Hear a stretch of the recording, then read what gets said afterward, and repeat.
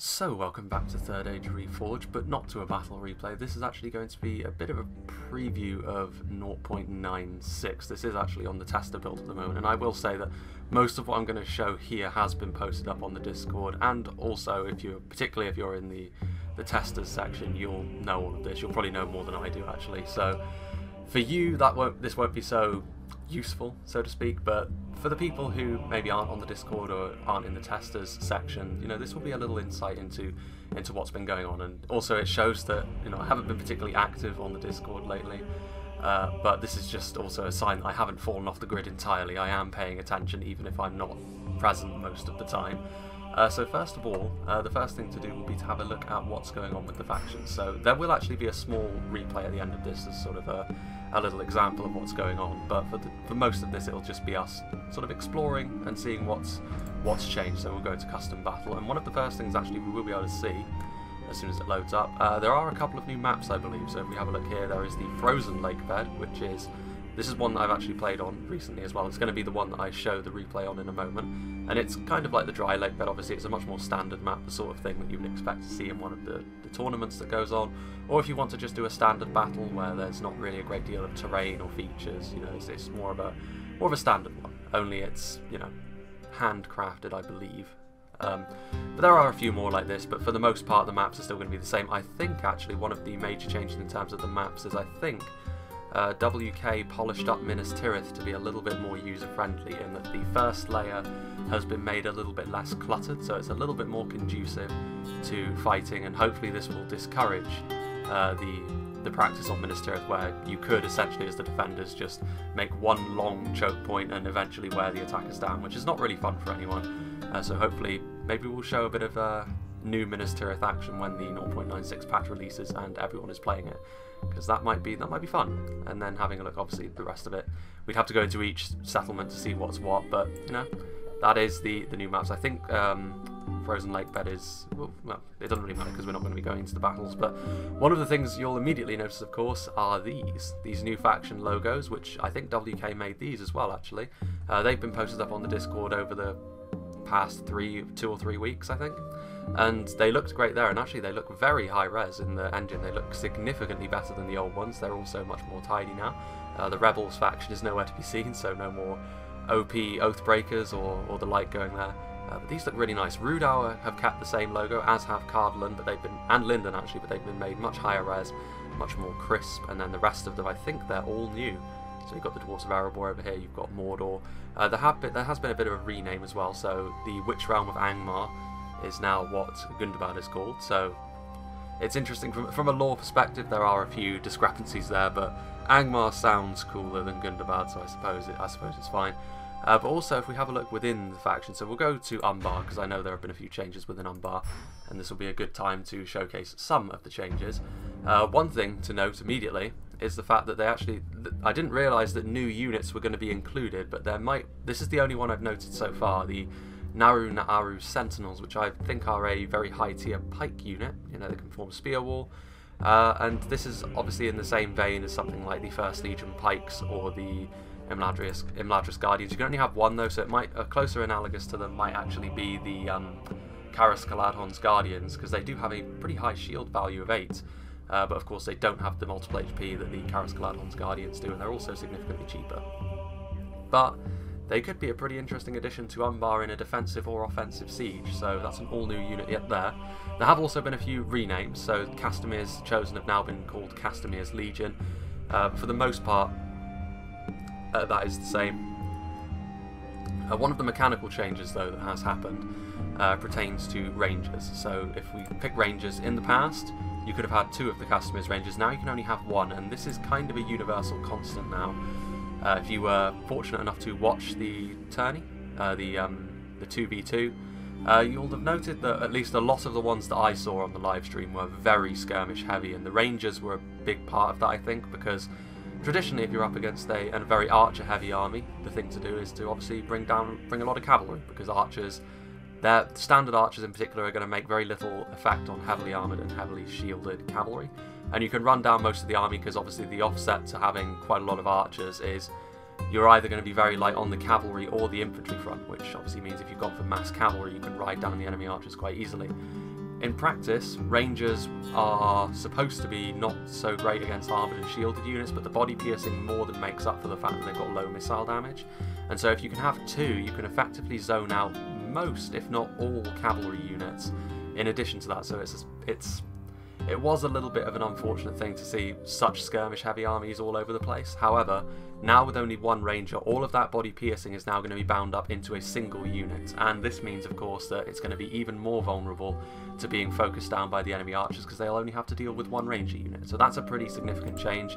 Also, I think archers have been tweaked across the board so that you're going to have less of them. So archers in general are going to be made a little bit less prevalent on the battlefield depending on what faction you are. Obviously for factions like Mirkwood, it's still going to be quite archer heavy, and in fact let's have a look at Mirkwood, because it's possible.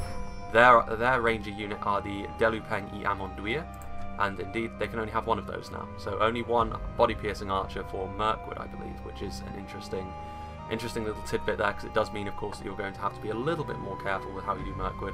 Just having archer spam can still work with a faction like this, but it is going to be very risky. You're going to have to make more use of some of the other units, in particular stuff like the assassins over here, the Gwath in close range melee, or something like the Hethel E Tower, who of course have got that nice attack bonus with their dual axes, and of course the hero units, who are very good in a sustained fight. They are the most armoured and the most difficult to bring down of all of the Mirkwood units.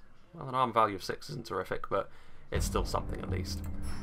So yeah, the archers I think are going to be one of the most major gameplay changes you're going to notice. Other than that, it would appear that most of it is just going to be tweaks. So obviously if we have a look throughout, I mean, Rune have always been a point of contention. If we have a look at the runic roster, you can see that nothing here has changed. They are all the same, but if you have a look into some of their units, there have been, I think, another thing to note as well is the changes to knights, which in addition to the changes to rangers, I think it's probably the most significant one.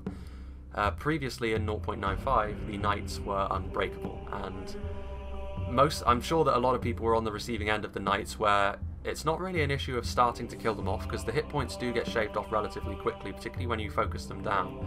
However, when you knock down a unit of 33, like the Carmel's Dragon Knights here, down to about 8 or 7, sort of into the single figures, it becomes much more difficult actually to trap the knights in a sustained fight, because obviously sometimes when you charge in, the mass will carry them into the unit, and then some of the knights can get isolated and brought down. But when you have a smaller unit, it doesn't really work out that way, and a unit of 8 or 7 knights could go around the battlefield breaking an entire army. There were stories of that happening.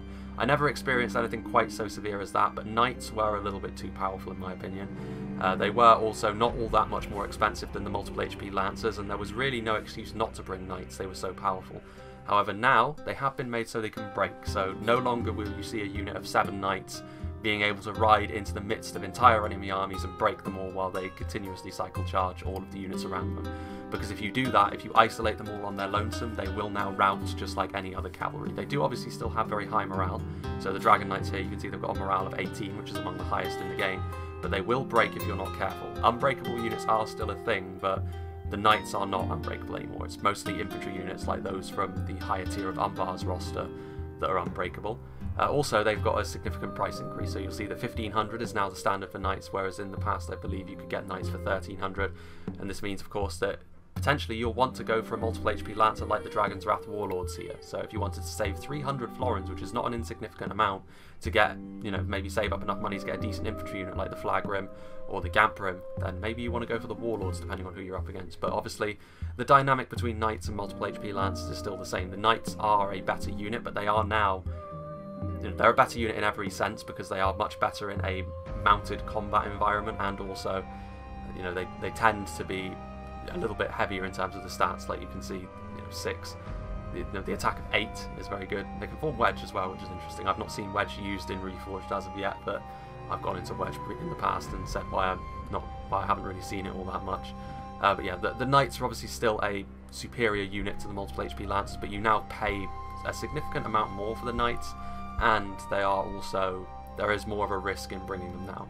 So they, along with the Rangers, are the kind of the casualties of the current patch. It is a bit more of a nerf, so this will hopefully encourage a little bit more infantry aggression and such, because I feel as though that can only help the game, because when you have two armies that want to do nothing but skirmish each other, it lasts a long time, and it's not really satisfying for either side, I don't think, because when you bring a skirmish heavy army, I feel as though the idea behind your thinking there is to try and attack the enemy as they come forward, not to sort of trade volleys with them. This isn't Napoleon Total War, it's a Medieval 2 mod, so there should be a lot more melee engagements going on, and hopefully, you know, with the reduction to rangers and with the fact that knights are now not quite the same tour de force as they once were, and obviously the hammer and anvil is now going to be a little bit more risky, hopefully that will discourage such things. Obviously there are still potentially builds you can bring which are quite annoying. Hang on a minute, if I just change you to Isengard, if I pick Rohan here, so for example, if I were to go for 1300 florins here, and if I go ahead and try and build an army based entirely around skirmishes for Rohan, you can do it. So just for the sake of things, the Sons of Yule are actually a little bit cheaper, but then that does make sense. You know, Rohan are a cav focused faction, so their faction bonus comes into play, making their knights just a little bit cheaper. So let's say for the hell of it, I've got the Sons of Yule, the Red Shields, who I hope are better than they were in the previous patch. They were a little bit... Most people sort of complained about how underwhelming they were, but we shall see how they do. Go for some Riddermark skirmishers who are now melee cav as well. We go for all of the horse archers we can possibly bring, so that is the entirety of the Rohirrim horse archer line. And then if we have also as many Helmingus as we can bring, and as many Riddermark archers. So that there... Actually, no, wait, we've got the mounted shield maidens as well, haven't we? Somewhere? Or have they been taken out? Oh, they must have been taken out. Well, that's fine by me anyway. In fact, the shield maidens are a must-have part of any Rohan army anyway.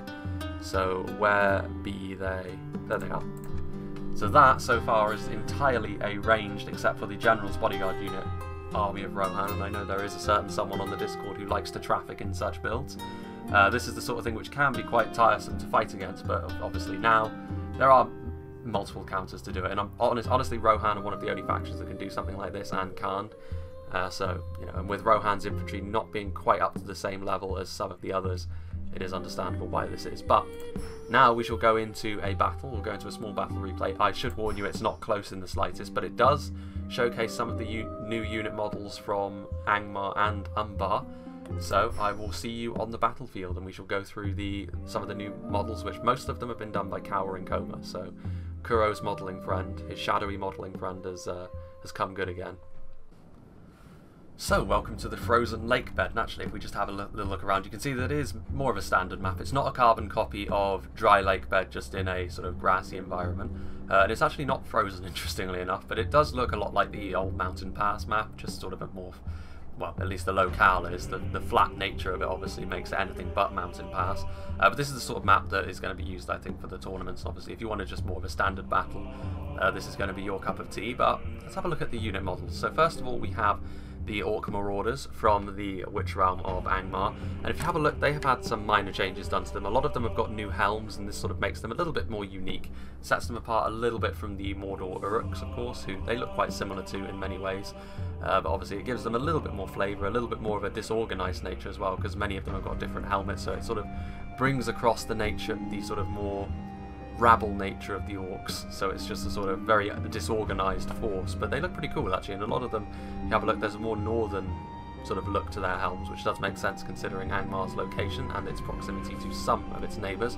We've got some Orc Fellas in here as well. The Orc Fellas actually do have a unit model upgrade now, actually, I think, because I've seen their upgrade model on the Discord, at least posted in the pictures, but this time, of course, my ally elected not to bring those. Actually, looking at the armour is a little bit more higher res, so the armour itself is different, but I think they get helmets when you upgrade the armour of them, I believe. I might be wrong about that. I might be talking nonsense, but I swear I've seen that before. So we've got some Orc Fellas, we've also got a lot of Orc Halberdiers, so a lot of armour piercing here on the front line.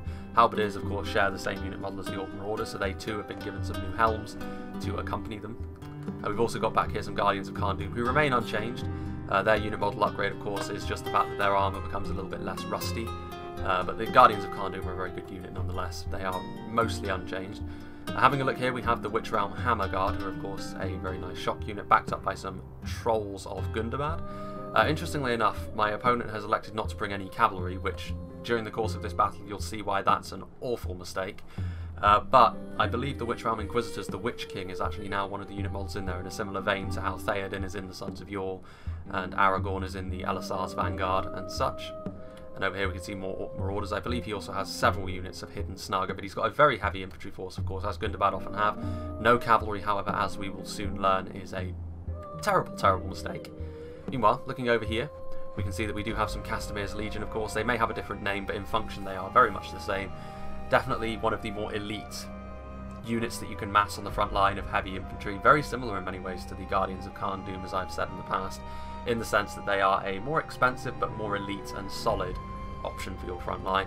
Back here we also have another unit which bears mentioning, the Corsair Pikemen, because pikes in general have got their mojo back apparently. Of course I haven't really seen this in action too much. I mean, based on this battle I can say that the pikemen do a very good job, and the Corsair Pikemen in 0.95 as well were very capable of punching well above their weight if you use them correctly. But finally, in 0.95 the Halberdiers were essentially just armor-piercing pikes. They had the same range as pikes, and this essentially made pikes kind of redundant. The only thing I think pikes had over the halberds is they had a much higher anti-cavalry bonus, which was potentially useful, but for the most part, enemy cavalry is going to avoid your pikes like the plague. They're not going to charge in unless they either see a very good opportunity to break them, or if they're desperate. So really, pikes in an infantry fight is often where you're going to find them 9 times out of 10, and the pikes were just not as good as halberds. The halberds were able to beat them 1-to-1 because of their AP, and they were able to do a much better job against heavy infantry than the pikes, of course, again, because of the AP. But apparently, Crimson Battalion fixed this. I'm not sure how, but apparently it is now done. So halberds and pikes do differentiate themselves. They went through several iterations of this in the test as I was watching it unfold, and I noticed that they did try making the halberds just like sort of regular spears but with AP, and that did not work at all. It made the halberds essentially next to useless, but I think they finally cracked it. But we'll see, obviously, as 0.96 becomes open to the public. There will obviously still be balancing issues because it is still in development, of course, but hopefully now the pikes and the halberds, the relationship between those two units has been fixed, and pikes can now outrange them. Now back here, of course, we do have the Umbar Knights. They have been technically buffed and nerfed, because obviously the Warlords have had their armour increase, so they are now a little bit more on par with Knights from other factions, but of course they have been made more expensive, and they can now be broken, I believe.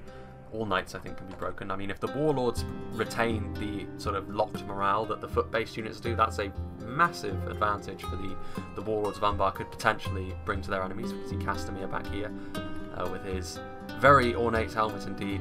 But yeah, the Warlords of Umbar, of course, look fantastic. They actually have new shields as well. The new faction logo is on there. Umbar, really, I think Umbar might be my favourite faction. It's either them or Rudau, but I think I'm a little bit more reliable with Umbar, honestly, because of their locked morale. Rudau tend to run for the hills a lot.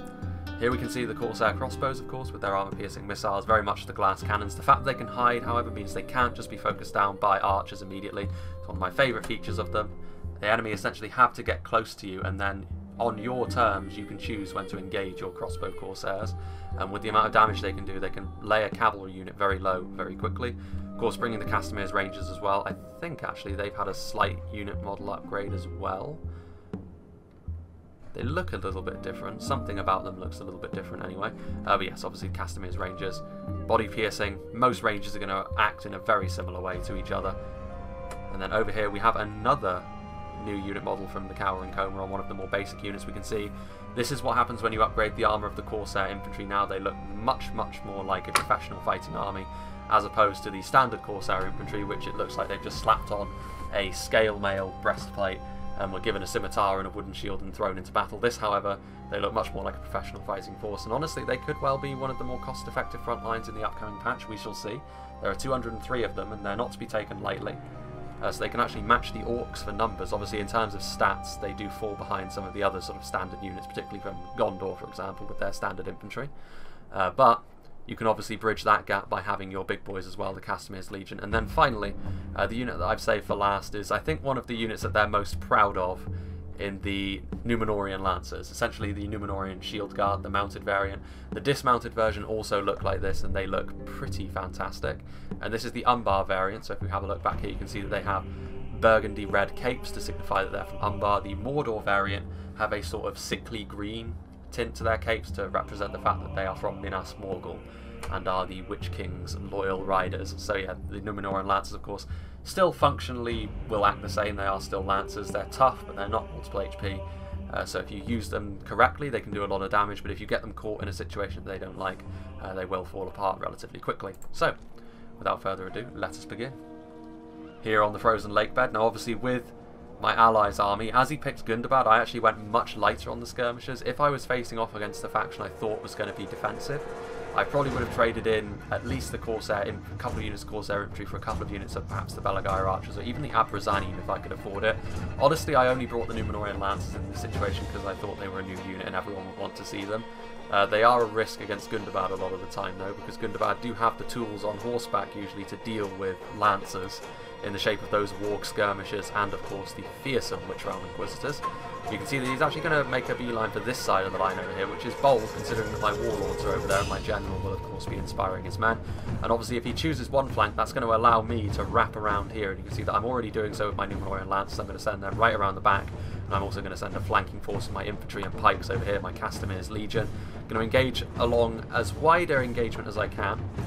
Try and spread his orcs a little bit thin, because then he's not going to be able to break through my pikes quickly, and it's going to allow my Castamir's Legion to do a lot of work.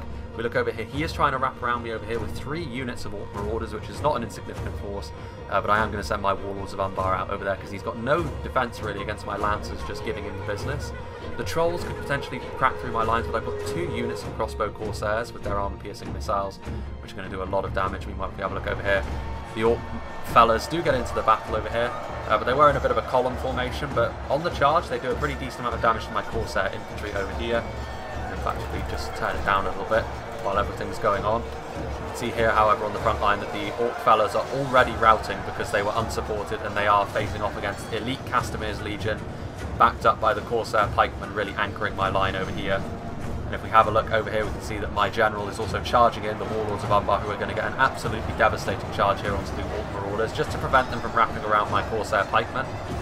And of course the Orc Marauders are going to fall in droves to the Warlords of Umbar. You get what you pay for. The Warlords of Umbar are expensive, but they are very strong. Now the Trolls of Gundabad are really the one threat to my line here. When I saw my enemy's army composition, I was feeling very confident, if I'm honest with you. I did feel as though I could take it on very easily, because he's got no defence against my cavalry at all, and both the Warlords and the Númenórean Lancers are absolutely devastating off the charge, and a lot of his lower tier units will rout in the face of them. There comes the crossbow bolts in there. I'm immediately trying to target down the Trolls of Gundabad, because they could break through the lines, honestly, but the Castamir's Legion and the Corsair pikes are holding fast at the moment. This is honestly the thinnest part of the line over here. You can see the Orc Marauders. If you have a look over here, I am going to sort of form up my line. He did move forward quite quickly, I'll give my opponent credit for that, but he did allow me to wrap around him, and considering he's the one with the superior numbers, that should never have been happening.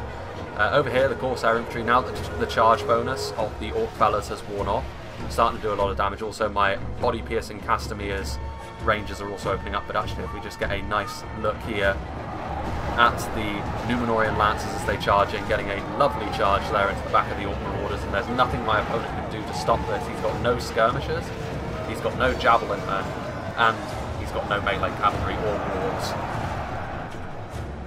Which, as Gundabad, you need to find some way of securing your backline, because honestly, if not for my cavalry, there are several places here in which my infantry is quite vulnerable. Here in the middle, my Corsair infantry is no match for the Guardians of Khan Doom, and actually if we look in here, now that the Guardians of Khan Doom are on the front line, eventually my Corsair infantry will probably start to falter a little bit, but with the support I'm getting from my missiles, things are going to go relatively badly for my opponent pretty quickly. You can see that he is bringing up some Snaga Stalkers to try and reinforce the line, but ultimately it's a bit of a lost cause.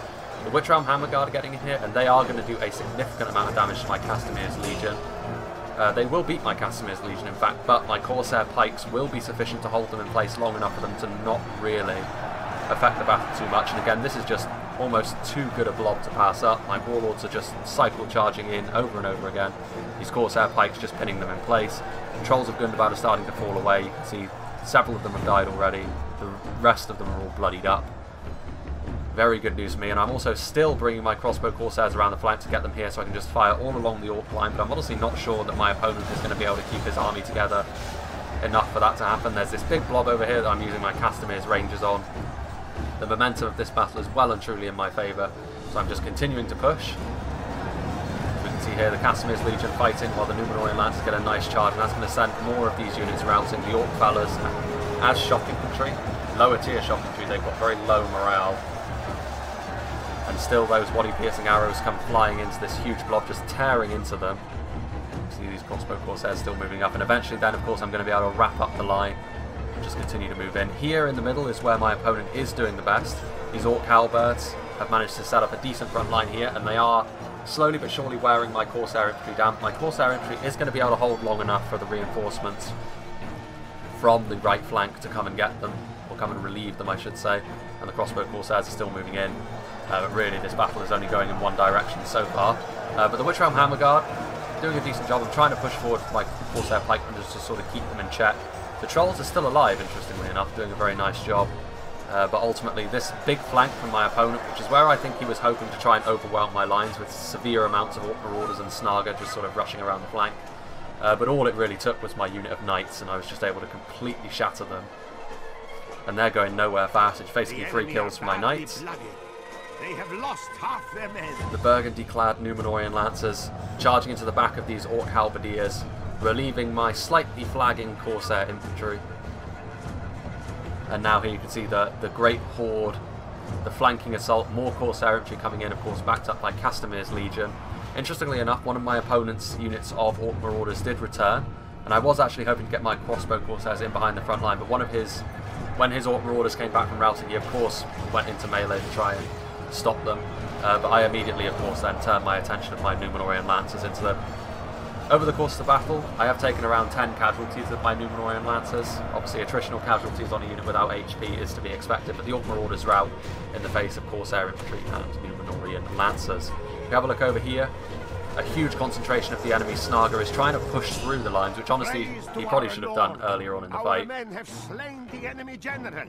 Now his men will lose heart. The placeholder Witch King falls in battle to a combination of my Castamir's Legion and Pikes. I'm amazed these units actually didn't break. I assume it's their close proximity to the Witch Realm Hammer Guard. Bit of a column formation charge there, but even so, all it really takes is some hammer and anvil here. Seems to be swinging in our favor. From such tidings does victory emerge. You can see that the Corsair infantry, you know, they were on the verge of being destroyed actually by these Guardians of Khan Doom. So I won on the flanks just in time, but really my cavalry has just had such an easy time of cycle charging. Obviously here I've blobbed up a little bit, but at this point victory was essentially assured. Just trying to surround as much as I can. Corsair infantry over here. The Warlords just continuing to cycle charge, and I think this is where my opponent throws in the towel when I recharge what's left of his Witch Realm Hammer Guard with my Númenórean Lancers. Just getting a brutal charge there. The charge of Lancers is nasty to say the least. And here in the middle, the Guardians of Khan Doom do represent a bit of a strong point. They were technically victorious, but they don't really stand a chance because obviously my crossbows and my rangers. Will be awed by the victory easy victory, really. Today. But it does show off some of the new unit models, and obviously just to show off in particular the Númenórean Lancers, who had a great fight of it. And Marsley logo and Umbar. So if we have a look, Warlords of Umbar getting 442 kills. They had their pick of tons of Orc Marauders and Snaga. They feasted and they got very fat indeed. The Númenórean Lancers getting less kills, but then they were going after harder targets. You know, they were charging into the likes of Guardians of Khan Doom, who don't fall over too easily. And obviously they were sort of really helping to secure my advantage over on that right flank. Castamir's Legion, it really depended on what they were fighting. This unit of 25, 45, likely they were up against much more difficult to face units like Guardians of Khan Doom, and in particular the Witch Realm Hammer Guard. And we can see here where 247 they were hacking their way through all the orders like they weren't even there. Over here, Corsair Pikemen, one unit of Corsair Pikemen getting 318 kills. That's a very good return on such a cheap unit, so the Corsair Pikes are still punching well above their weight. If we have a look at the Corsair infantry, again, several of them doing very, very well for themselves. With the assistance of that cavalry cycle charging, they were able to really put down a pretty severe advantage over the basic Orc units, but obviously over here, 33 and 29, they're no match for the much more elite Guardians of Khan Doom. But yeah, that was a quick battle there. We'll return to the main menu screen and then we'll wrap up this preview, I think. So yes, you know, far from the sweeping changes that 0.95 introduced, then 0.95 was in the works for quite some time. 0.96 is essentially just tweaking what 0.95 did, making things a little bit tighter mechanically. And there are a few new additions. I believe the Umbar Pikes are the only all-new unit. I might be wrong about that. There might be something else hidden away that I've missed, and I'm sure if I have, someone will point it out. But for the most part, most of the quote-unquote new names you'll be seeing are basically just renames of the old ones. So obviously, you may have heard me say that in the battle previously. The Elisar's Honor Guard have been renamed the Elisar's Vanguard, and so on and so forth. Things like that. Castamir's Chosen to the Castamir's Legion. But other than that, I feel as though these balance changes are going to be quite positive. I feel as though the impunity of knights in an open field has been changed a little bit, so they are now a little bit more risky. It's not essentially just a case of being so easy to use that it's always a given that you're going to see the enemy's knights. Now maybe they're a little bit too expensive and you want to sort of save your money and build up a more solid infantry force, be a little bit more defensive, or maybe you want to go for an infantry rush. And you want to save the money for some stronger infantry in which to do that, because obviously the knights are now, I think, definitely the most expensive singular units you can bring at 1500. I know that there are individual infantry units that are 1400, like the Lothlorien pikes, but for the most part, knights are now more expensive. And rangers, of course, the impunity of them, if you can bring 2. I don't believe there are any factions that can bring 2 rangers. I might be wrong about that. I believe Dol Amroth's Blackroot Vale Archers have been changed to they are not rangers anymore. Again, it would be a little bit strange for Dol Amroth to be able to field 2 rangers. I think there is one exception to this, and that is Gondor, because Gondor, of course, they have the Wardens of Minas Ithil, and that's a little bit different because that's a General's Bodyguard unit, and they do have less men in the unit. So I think Gondor might be the ones who can actually field 2 rangers. But of course, the Wardens of Minas Ithil are a very expensive investment, and of course they can also be focused down just like any other. They might have multiple HP, but don't really make a difference when you're under such sustained arrow fire, and there are so few men in the unit. So yes, I look forward to playing a few battles on the new build when it comes out. It might have already come out, honestly, by the time this video releases, based on the kind of talk that's going on in the Discord. I think it is very much imminent. That's why I'm doing a preview now, because I can't imagine there's going to be sweeping changes between now and release. I could obviously be wrong. They do love making my content redundant as soon as I put it up, but hopefully this is a pretty decent idea of what you can expect to see in 0.96. Not quite the same sweeping changes as you saw in 0.95, but still good balance changes, and hopefully they will make the game feel a little bit more satisfying to play, and hopefully we won't be running into too many archer spams outside of the likes of the Woodland Realms, eh? So yeah, I hope you found this somewhat informative, and I hope you'll join me for whatever is next, which might be some Thrones of Britannia content depending on when this comes out.